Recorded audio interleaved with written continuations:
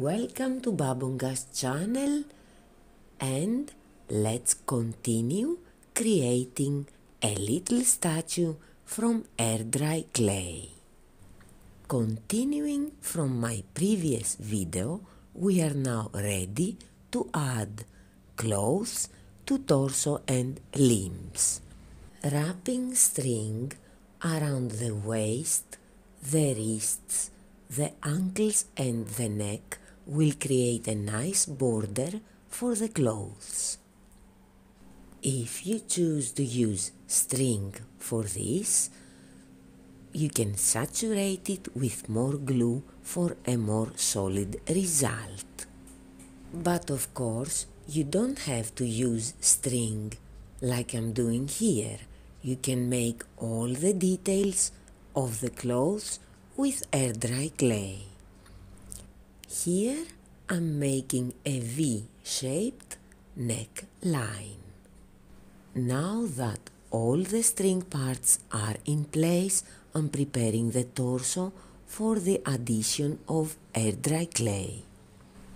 First, I'm covering the arms all around, giving them thickness, taking care not to cover the string details. Next comes the torso. I'm going to cover again front and back. Before starting with the folds of the fabric or other details, it's good to smooth the clay over with a little water. This is going to be the blouse or the top part of the clothing. This little statue is going to be female, so I'm adding a little anatomy at the front. Not doing much in this area because all of this is going to be covered and changed when I start adding the folds and textures of the fabric. Generally, it's always a good idea to observe how a shirt or a cloth sits on the torso. Here, I'm adding a little more volume there to create folds later. Now, I'm using a toothpick, but of course there are various other tools that one can use to create these vertical folds. And also, you can choose how many of them you want to add or how deep you want them to go, or if you want to make other features. Actually, there is no end to it. Just take care of where they should be. And after you finish, you can smooth all over with water. A great way to make these folds look more natural is to use a wet brush and work as if you were painting them. Making this part takes quite some time to complete and create a satisfactory result. So take your time to eliminate the rough parts from the previous carving. Now, because one of the sleeves is shorter, I'm adding more clay there to create an extra horizontal fold. I want this sleeve to look normal according to the position of the hand. After finishing with this, we have the shirt or blouse ready. And we are going to move on adding the hair. So, prepare the skull with glue and add the clay.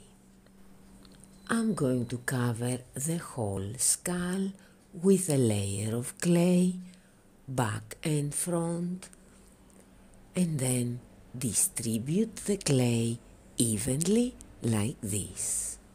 I'm parting the hair in the middle here. Of course you can choose a different style. Pinching like this on the clay creates raised parts of the hair. In the beginning, we work only on the general shape of the hair, and then, with our tools, we start creating the details. Lines that show the direction of the hair or individual parts and where they go. Plus, you can add always more volume at the hairstyle, as I'm doing here. First adding and then texturing and integrating.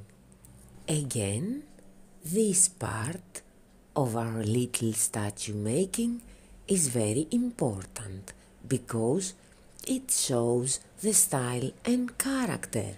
So again, take your time with this.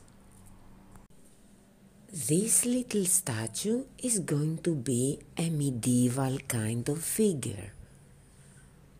So I'm thinking to add more hair as a bun, like this one, at the back of the head. After finishing with this, there is no more to do because there is no place from where to hold the figure, so let it dry. Next day it's dry. Now let's move on to the lower part of the shirt, adding a little clay under the waist and making it look like it's one with the rest. That is creating some more folds. After this, we move on to the trouser legs. So add clay, giving it the thickness you want all around, taking care not to cover the wrapped string around the ankle, and then use your knife or tool to create creases and folds on the pant leg where they supposed to be. Again, the work here is carving and deepening and smoothing the lines. The important part is to follow the right direction for the lines according to the position of the legs. The fabric creases differently if the pose is different. Now we have to do the other leg too, and then move on to the shoes. I'm thinking of making simple boots but with fur lining. So I'm adding the clay first and then start shaping it. This kneeling pose has 4 contact points with the ground. 2 are the knees and the other 2 are the tips of these boots. I just mention this because I don't like my statues to have an extra part as a base. Now, the fur lining part is a ring of clay around the ankle under the string. This clay ring is first placed and then textured to look like fur. Now we have one more foot to cover. And after this, the little statue is ready. but first you have to let it dry.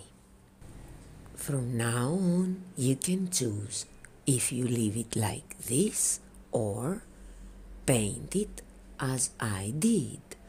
I used plastic and acrylic colors and then I varnished. And this was it, little statue from air dry clay.